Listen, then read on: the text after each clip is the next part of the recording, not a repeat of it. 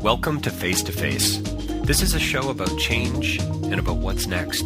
It's a show that wants to ask questions, peel back the layers of our average everyday experience, and go beyond scratching the surface. We interview amazing people with incredible ideas and stories who have done wild, weird, and wonderful things. Remember that imagination shared creates collaboration, and collaboration creates community, and community inspires social change. I'm David Peck, and this is Face to Face.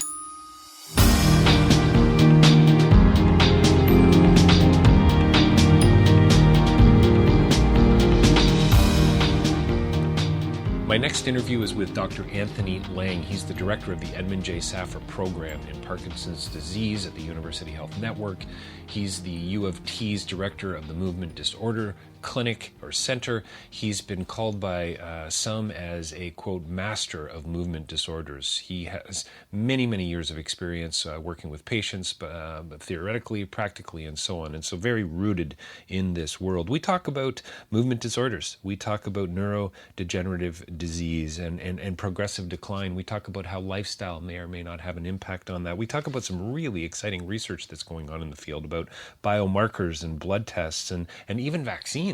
Can you believe that? Vaccines for potentially for some of these disorders, some of these diseases. And of course, we get into a lot of the nuance and the subtlety around this very difficult and complex field. I think you're going to enjoy this interview a great deal. Lots of interesting things going on here. Dr. Anthony Lang. DavidPeckLive.com for more information about my speaking, about my interviews, and about my writing. Also rabble.ca for further information about a whole host of podcasts, including my own there at the Face to Face on the Rabble Network. Dr. Anthony Lang coming right up. Well, welcome to Face to Face. We're joined by a very special guest today, and I have particular interest in this interview, and I think you're going to find out why as we move forward and along into this. But we're with the professor at the University of Toronto Department of Medicine, Dr. Anthony Lang. He's here live with us today. Thank you for joining us.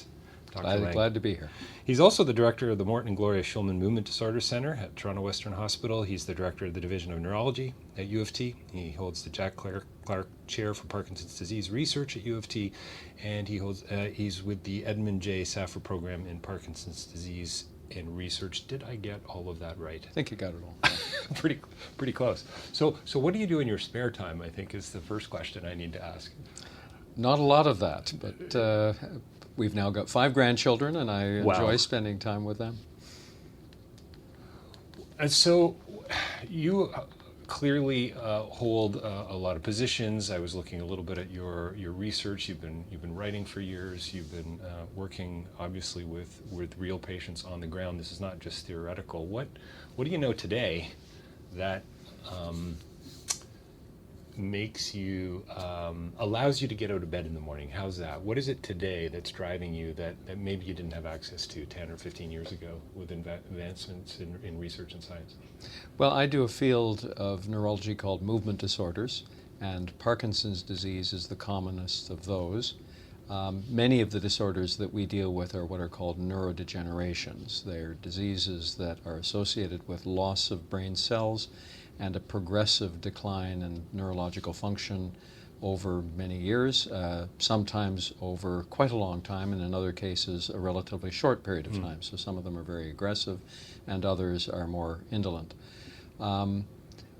We have learned a great deal about these neurodegenerations in the last many years.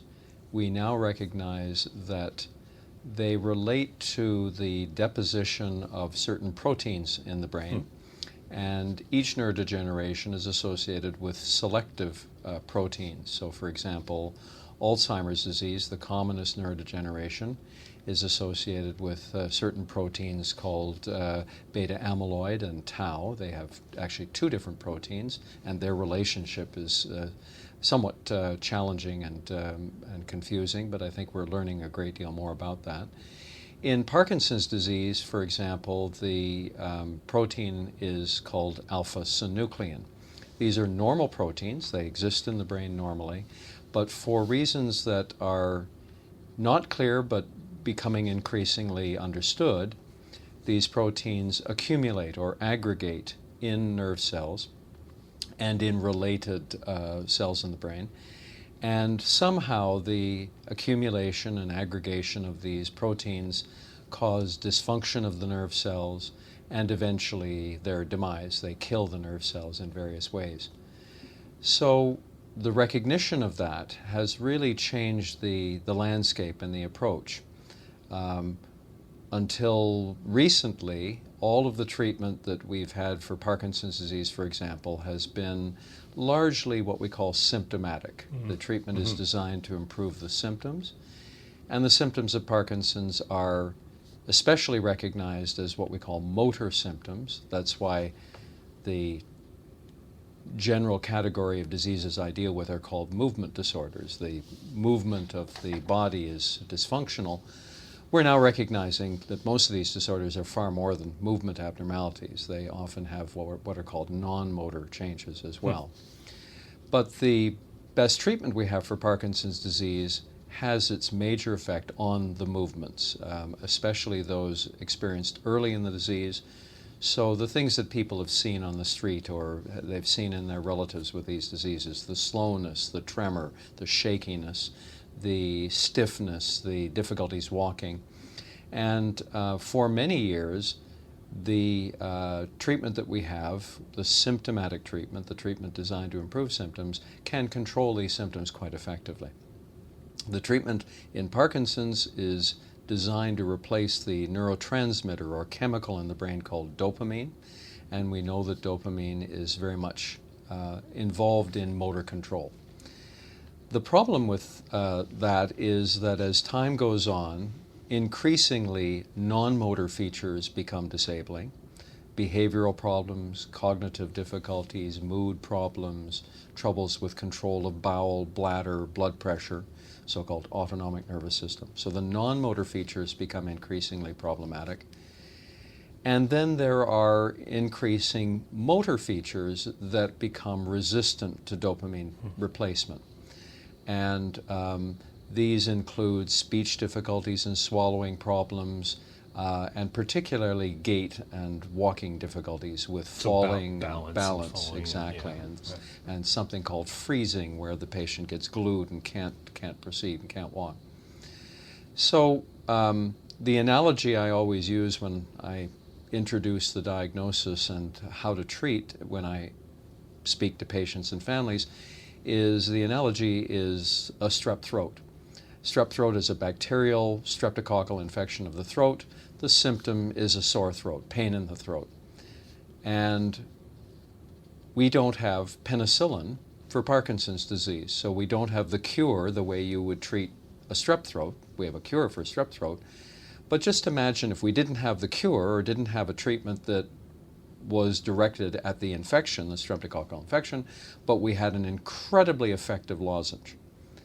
And if you had a very good lozenge that relieved the symptoms of the sore throat, you could continue to have a strep throat and not even know you've got it.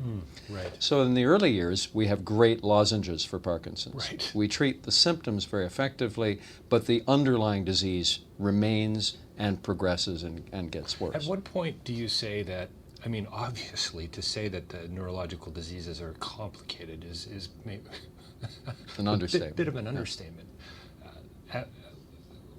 How do you stay hopeful in a sense when there are so many treatments, there are so many cures for things like strep throat, there are more than lozenges. You know, lozenges seem to me, again, you know, that you're treating the symptoms, you're not treating the disease. And so on. I have psoriatic arthritis, and I know a little bit about that as well.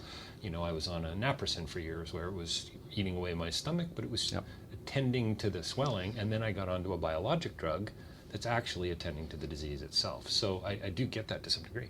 But, I mean, it's got to be pretty incredibly frustrating on some level to say, okay, you can treat so many.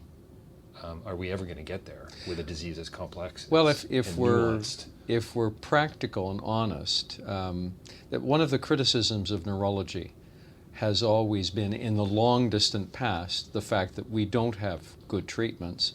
And so the old joke about neurology was diagnose and adios.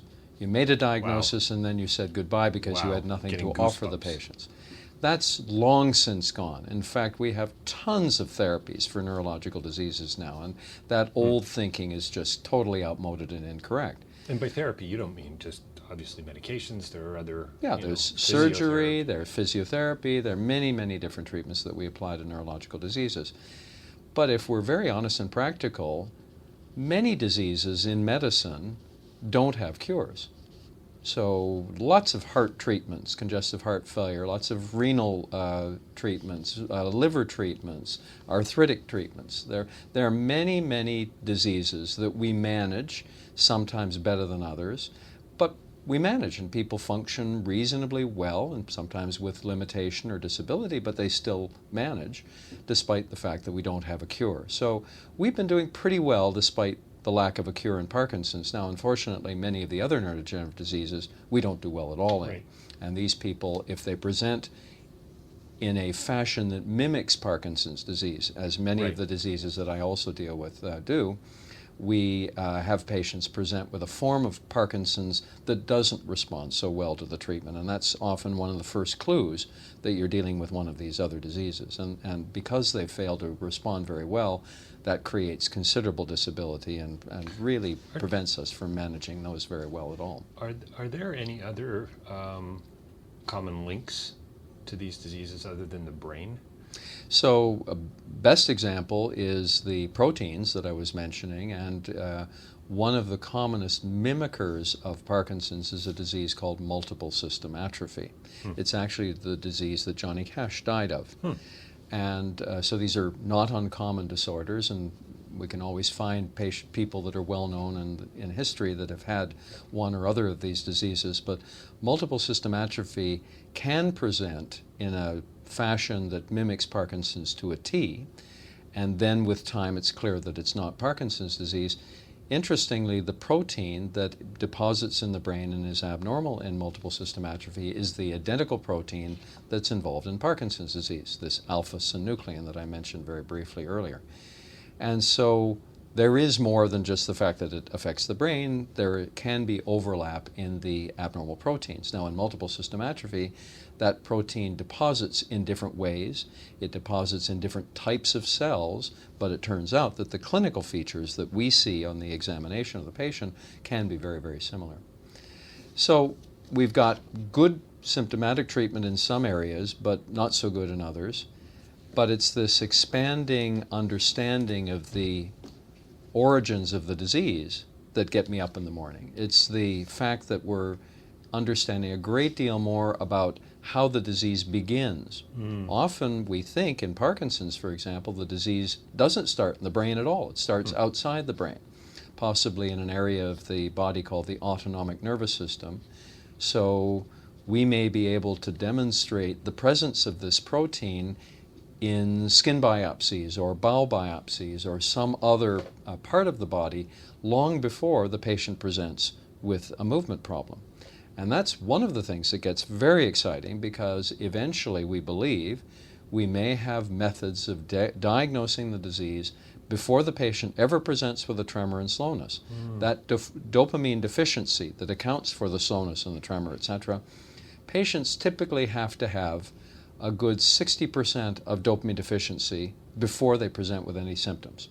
So there are redundancies in the brain, or there are mechanisms whereby the brain can compensate for the severity of dopamine deficiency. So you have this degenerative process, you're gradually losing your dopamine, but you're showing no signs until you hit that threshold.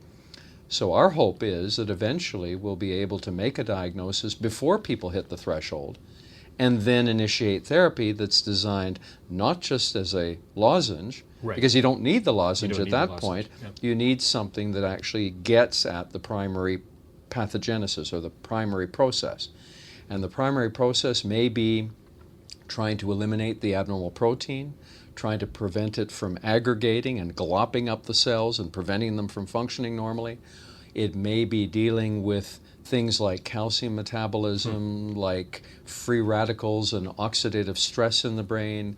It may be related to dealing with what we call the mitochondria, the little energy-producing parts of the cells, and bolster their function. So we understand that there's probably a cascade of events in the brain cells that eventually result in the demise, somehow triggered or precipitated by the abnormal protein, but we may have the ability to step in at multiple different phases. It's as if there's a catalyst somewhere along the way that fires up this progressive degeneration, which is a lovely paradox, by the way, progressive degeneration. Yep, unfortunately. Yeah, unfortunately.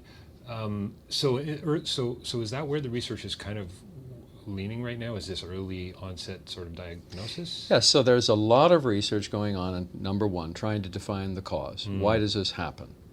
Trying to define markers, biomarkers, whereby we can make a more accurate diagnosis and define the presence of the pathology, define the presence of the abnormal disturbance in the brain and outside the brain long before patients present with symptoms.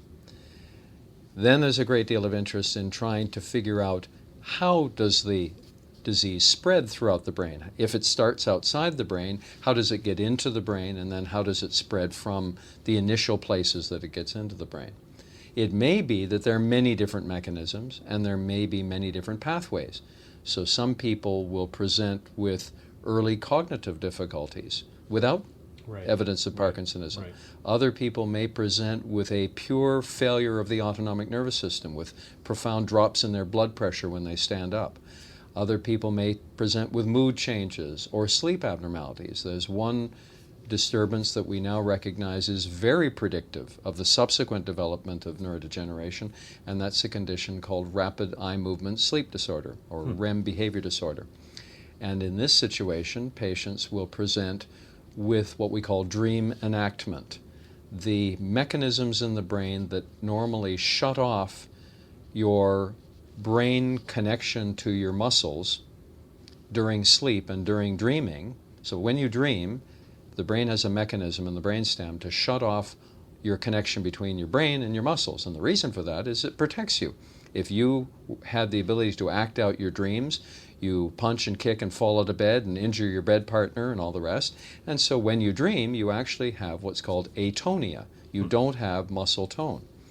And so in REM behavior disorder, you lack that atonia, that normal atonia. And now you're talking to your muscles and you enact your dreams. You punch, kick, So it's like you're never fall out of bed. You're never actually resting in a sense. No. During your dreams, you're very active. And this can develop 10, 20, 30 years before the subsequent development of Parkinsonism. So knowing that, there's a great deal of interest in using that as an example of the precedent to subsequent development of neurodegeneration. And if we know that people with that have a high likelihood of eventually evolving into a neurodegenerative process, often with alpha-synuclein, then taking those individuals and using them to try to define what biomarkers would predict who's going to develop the problem, what biomarkers will predict how quickly that problem will originate, how soon is it going to happen? Is it going to happen in 5 years? Is it going to happen in 15 years?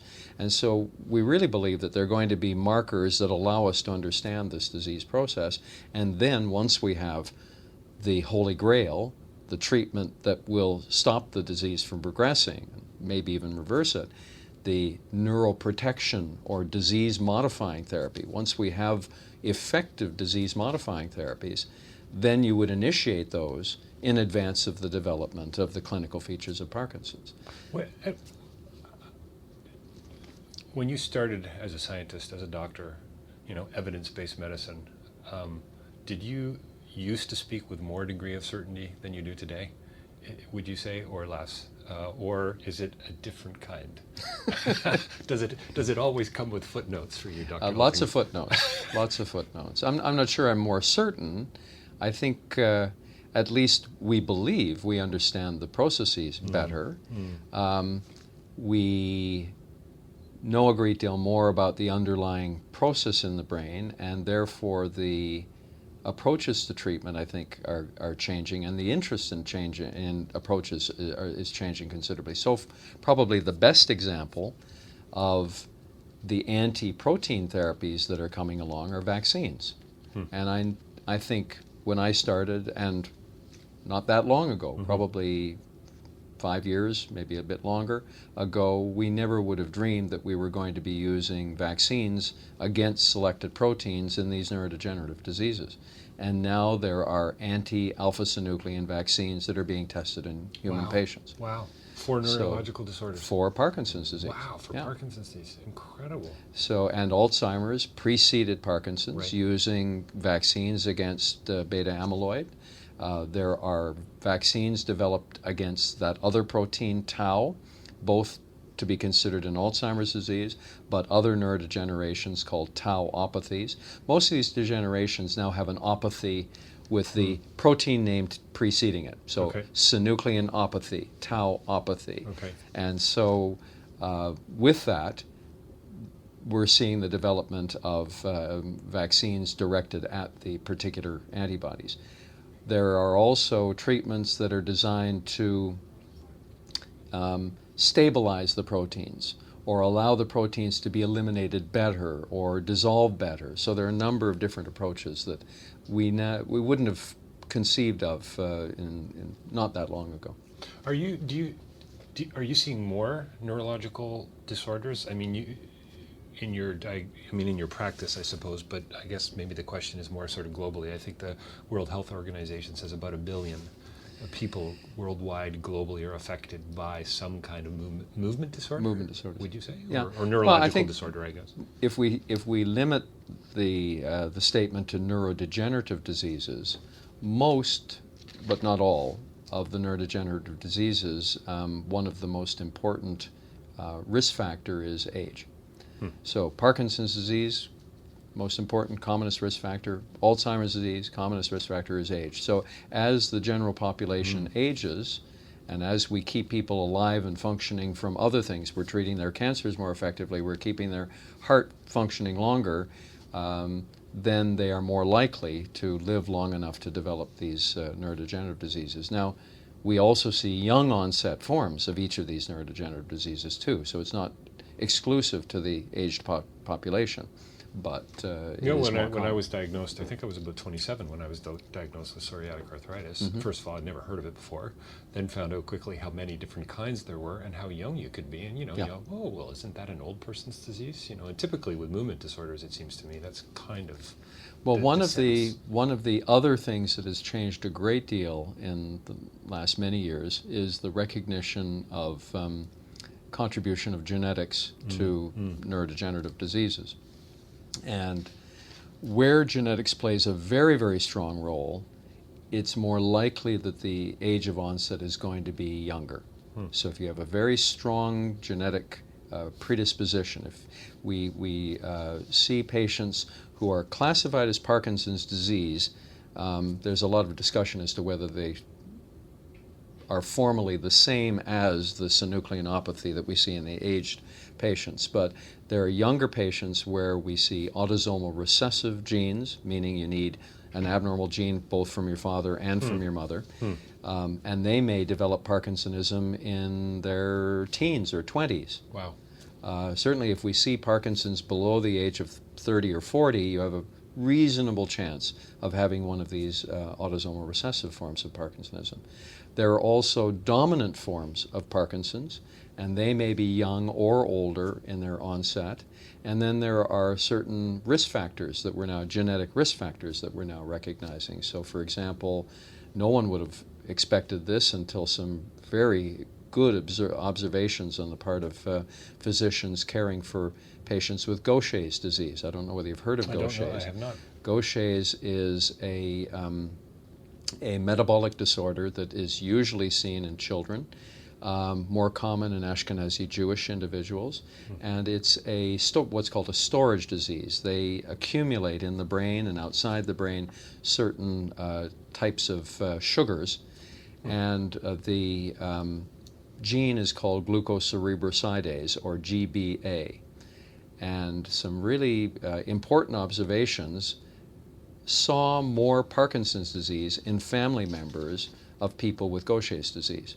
And these were people who were the parents of a child with Gaucher's. And Gaucher's is generally another recessive disorder, as I described before. So a parent of someone with a recessive disorder often doesn't have symptoms because they only have one abnormal gene. And you need the two abnormal genes, one from the father, one from the mother. So it was recognized that parents and other members of the families that had what was called a heterozygous state, they only had one mutation, were now showing more frequent Parkinson's disease than was expected in the general population. And we now recognize that having a GBA mutation is a strong risk of subsequent development of Parkinson's disease. And that's blown it all completely wide open because the storage of this sugar in the brain and outside the brain in patients with Gaucher's disease is you store more of these because you're not breaking it down in these little things in the cells called lysosomes. Lysosomes pack all sorts of enzymes that chew things up that you don't want in your cell. And so if you don't have normal functioning lysosomes, you get things that are stored in the cell that shouldn't be there, and they fill the cell up and damage the cell. So a lysosomal storage disease suddenly is associated with Parkinson's. No one would have imagined this. And now we realize that the lysosomes are very important in Parkinson's. It used to be thought it was all the mitochondria and free radicals and oxidative stress. So now this has just blown it open because we now think that the Parkinson's degenerative process is associated with multiple different pathways that could be involved. And this provides interesting opportunities for future treatments. And on some level, is that kind of a discovery maddening as well? Just because it probably closes other doors, I would imagine. No, I don't know that it closes doors. It shows us how little we truly understand. Right. It makes you humble in terms of thinking that you knew it all or thinking you were getting close, and then a new door opens up and you say, oh my goodness, where are we going with this one? But it makes it also very interesting and fascinating. Here's a crazy question. How does any of it work at all? Like, that's great. As you were just talking about these, I can't even go back. I took some notes, but mostly because I couldn't spell most of it. All these things you're talking about, I mean, these are just a few cells. So the simple fact that cells function and can live normally is really quite remarkable. It really is astounding. How am I going to make it back to my car in the parking lot? That's what I want to know. The machinery that each of your cells contains and utilizes to function normally, and then you also have to know that you have thousands and thousands of proteins in your cells, and those proteins wear out. And so the cell has a machinery to eliminate the proteins that are becoming dysfunctional. And that's also very important. It's called proteostasis. That's very important in degenerative diseases as well, because we recognize the pathways or the mechanisms that you normally have to eliminate proteins and DNA and other things that are getting changed with time. Those normal functions are deteriorating in Parkinson's too. So there's a lot of interest in the mitochondria, there's a lot of interest now in the lysosome, there's a lot of interest in proteostatic mechanisms and how they become dysfunctional, and on and on. It's a complicated situation. I've got a long list of words for my next spelling bee that I attend, by the way. So how much, we've talked a little bit about, you've talked a lot about genetics, I've talked very little about it. Where does lifestyle come into this? Do you say to somebody, probably a good idea to stop smoking earlier, probably to cut down on the scotch, maybe you really should be exercising and watch the fat, and is it, I guess, having studied philosophy for years, I'm not an either-or guy. I don't like to polarize. I try to land somewhere in the middle. So coincidentally, one of the features on the past experience of people with Parkinson's disease is that they smoke less. So you say stop smoking, there is a suggestion that smoking actually may be protective. Now the most recent study, a very well done study, suggested that rather than being protective, it was more likely that people with Parkinson's disease were less likely to become addicted to smoking. The brain mechanisms for addiction were less present. Oh, interesting. This shows you how long-standing the processes can be in your brain. If you're born with a tendency to addiction, which we know is genetic, if you have a tendency towards addiction, it may be that you're more likely to pick up the smoking habit. If you lack that propensity, you're less likely to pick up the smoking habit, or if you smoked, you have less difficulty stopping smoking. And so that was what was found. People who subsequently developed Parkinson's, if they smoked, they had less troubles stopping smoking than people that didn't develop Parkinson's. So this idea that smoking is protective is probably much more complicated than that. So lifestyle, probably not as important in terms of prevention as in, for example, Alzheimer's disease and dementia in the elderly, because we're more and more recognizing that blood vessel disease, diabetes, hypertension, things like that, have a very strong influence in your subsequent cognitive function. And in fact, the older you are, the less likely it is that if you have Alzheimer's, it's Alzheimer's by itself. It's probably Alzheimer's plus strokes, plus a variety of other things that are consequence of lifestyle changes. Parkinson's, it's a little less of that, but there probably still are components of vascular changes in the brain and things that you can alter with lifestyle. Certainly, if you've got diabetes, you've got to control your blood sugar. If you've got hypertension, you've got to have your blood pressure managed, because if you've got Parkinson's and then have the consequences of diabetes and hypertension and strokes, you do much, much less well. In terms of exercise, that's another very interesting area, because there are people that believe religiously that there is evidence that vigorous exercise induces trophic factors in the brain, growth-promoting factors in the brain that protect you from progression of Parkinson's disease. The animal data is very supportive of that, but the problem is that there are no really good, reliable animal models of Parkinson's disease. So these are models that have been used, but they're not so good in terms of predicting outcomes of other treatments for Parkinson's. So I'm not sure that they're really reliable in saying that the exercise you caused this rat to have that protected the brain really would have applied to the human. What we do believe, though, is that if you've got a degenerative disease that impacts on your mobility, the fitter you are, the less obese you are, the better your joints are and your muscles are, and the more toned you are, the less impact the degenerative process that affects your mobility will have on you. Which is kind of where the early onset diagnosis sort of, I guess, could come in very handy for people, I guess, going forward, as if they know that down the road, it's almost as if you're getting things on the shelf, preparing. So we strongly recommend vigorous exercise. Right. When we first see patients who develop Parkinson's at their earliest stage, when they're very healthy and doing everything well, we encourage them to get into an exercise program, drop the extra pounds if they can, and the patients that I've seen who have done the best tend to be the ones that are quite active in terms of exercise as well. Does the brain really change itself? You know, Norman Doidge's book, The Brain Changes Itself. I mean, it's obviously a brilliant metaphor for so many things.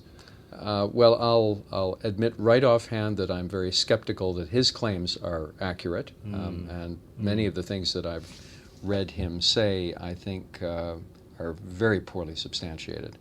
On the other hand, there is such a thing as neuroplasticity. Right. And whether neuroplasticity will be sufficient to really be able to overcome the fairly profound neurodegenerative process, I have my doubts.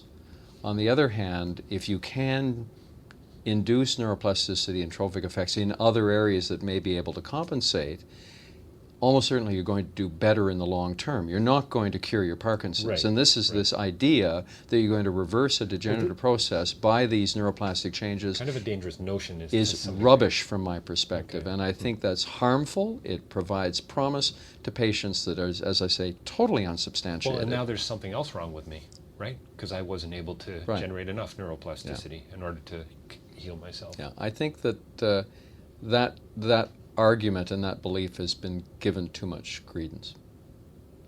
So when will there be a blood test? It's likely there won't be a single blood test. We are working with a number of research groups who are trying to develop these biomarkers. Sure.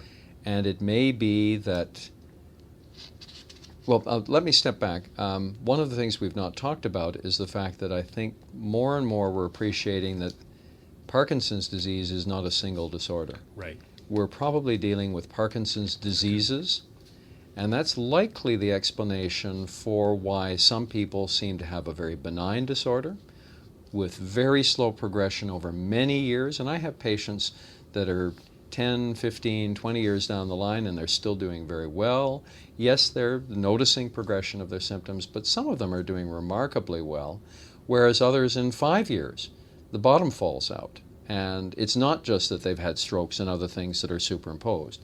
I think if those are present, we understand it. But when you lack those features, there have to be other factors that we really don't understand well at all. So, Dr. Lang, 600 neurological disorders, is that about right? Oh, many more, I would Many think. more, okay. Yeah. So, Brain diseases? Yeah. Oh, yeah, yeah. Yeah, so I guess my point is Parkinson's would be one of those, and now it's being seen as there are many others underneath the umbrella of Parkinson's, or Yeah, at least so- linked to. Yeah, so Parkinson's disease was thought to be, for many years, a uniform, homogeneous, but maybe somewhat variable, but still the same disorder, whereas I think maybe it's better to think in terms, and the analogy a lot of people are using now is like cancer. You can have colon cancer, and it can have quite varied factors that tell the oncologist that he or she is not just dealing with colon cancer, he's dealing with cancer in the colon with this particular type of cell, with these particular types of receptors, with this degree of spread, etc. So usually the oncologist now thinks of multiple different components that allow them to subdivide and separate the type of cancer, and with that knowledge, then they would use treatment A or treatment B or treatment C. And often that treatment is not a single drug. It's cocktail A or cocktail B or cocktail C. Sure. And so I think in Parkinson's, it's likely that we have Parkinson's diseases that we really don't understand very well at all. That's one of the next things that we really need to try to push, finding biomarkers that correlate with different patterns. The problem is that maybe the patterns that we've been looking at and trying to understand are not accurate either. The old way of thinking of Parkinson's and subdividing were, for example, tremor dominant. So if you had bad tremor, that was your tremor dominant form. If you had postural instability gait disorder, PIGD, you had the PIGD form. And so you often saw tremor dominant or PIGD, and that was our understanding of subclasses of Parkinson's. I think it's much more complicated than that. And so we're going to need large surveys or large studies looking at biomarkers in various different areas, different tissues, like I mentioned, skin biopsies, bowel biopsies, cerebrospinal fluid measures of various proteins, blood measures. Are they going to be genetic factors? Are they going to be proteins? Are they going to be metabolites, metabolomics? Another really interesting area in medicine is the bacterial makeup in your bowel. And so there's a lot of interest in whether that will influence the clinical patterns of disease in some way. So there are many different factors and many different markers that we may find that will help us subdivide. And then there are going to be markers of the diagnosis. There are going to be markers of the progression. Are you a slow progressor or fast progressor? There are going to be markers of the amount of dopamine disturbances and the non-dopamine disturbances. So it is very complicated, and it's likely that it's going to remain very complicated for a long time to come. I hate the fact that we've probably got to wrap this up in a few minutes, because I feel like we're just sort of getting started. What would you say here we go, I'm sure there are many, but one of the greater liabilities, I suppose, for folks who do develop neurological diseases? You know, is it mental health issues? You know, is that what one needs to be aware of? Is it relational issues? You know, I certainly have my own experience with the disease, and know many people who have had it, and have seen it sort of from the outside and watched, you know, with my father and so on, and some of his friends. What's your sense? Sometimes it probably that's it's a very complicated question, because it's rather it's very personal. It's individual. Mm-hmm, so the liabilities and problems of someone with tremendous support services or systems, who has strong family connections, who has a strong personal belief or religious belief or whatever, is going to be very different from the isolated individual who has no support mechanisms to fall back on. I just came back from Southeast Asia, Cambodia, and talking a lot about mental health and PTSD in a country that's suffered from civil war and the Khmer Rouge and so on. I mean, this is just a term that's bubbling to the surface, you know, so it's such a gap, you know, in the global south for people with neurological diseases, that's for sure. I mean, they would probably be seen as mental health diseases. Yeah, you know, often. Yeah, I would think. I just kind of wonder what you know, what is the is there something that you know that people with movement disorders bend towards, you know, where they have to be sensitive to, you know, areas that are kind of coming like a freight train, if you know what I mean, the implications of the disease, I suppose. Well, I think most of them understand that they're dealing with a progressive neurological disorder. Many of them appreciate that the disorder is not just a movement disorder, as I mentioned. For example, cognitive decline is very common in patients with Parkinson's eventually, so there's the concern that they're not only dealing with something that is impairing their day-to-day function, their motor function, but there are problems to look forward to, so to speak, that will compromise other abilities. So you can see quite mixed responses and mixed patterns of dealing with the disorder. And then on top of that, mood and behavioral problems can be part and parcel of the disease, related to the underlying brain involvement. For example, depression, anxiety, panic are I would think so, not uncommon as symptoms even before the patient develops Parkinson's. So we know that just the anticipation almost. No, it's probably the underlying disease. It so is that the underlying disease. Yeah. So Wow. if you look at large epidemiological studies, you find that people who have had depression or anxiety or panic in the past have a higher incidence of later developing Parkinson's. So we believe that those mood features may be premotor. They're part of the disease, but they're an earlier presentation than the motor features. And so you can have that as part of the disease, but then you can have similar symptoms that are reactive to learning you have the disease. And so depression in Parkinson's is just not monochromic. It's not a single kind of depression. It's probably very mixed in its underlying cause. It just sounds like such, I mean, it lacks so much clarity. It's complicated. I personally believe Parkinson's is the most complicated disease that we know about. So if maybe you are a betting man, but if you were a betting man, are we, I mean, obviously we're probably closer to some pretty significant solutions by the sounds of it. Is there a vaccine around the corner, small c? Is there a serious treatment like a biologic for my arthritis that's attending to the disease around the corner? Are you hopeful? We're very hopeful. We've seen a lot of hope dashed by previous experiences in many disease-modifying trials. So I've been part of a lot of studies of drugs that had a lot of promise in the preclinical animal models, for example, and in cell cultures. The vaccines are just now being investigated. So the initial investigations have started.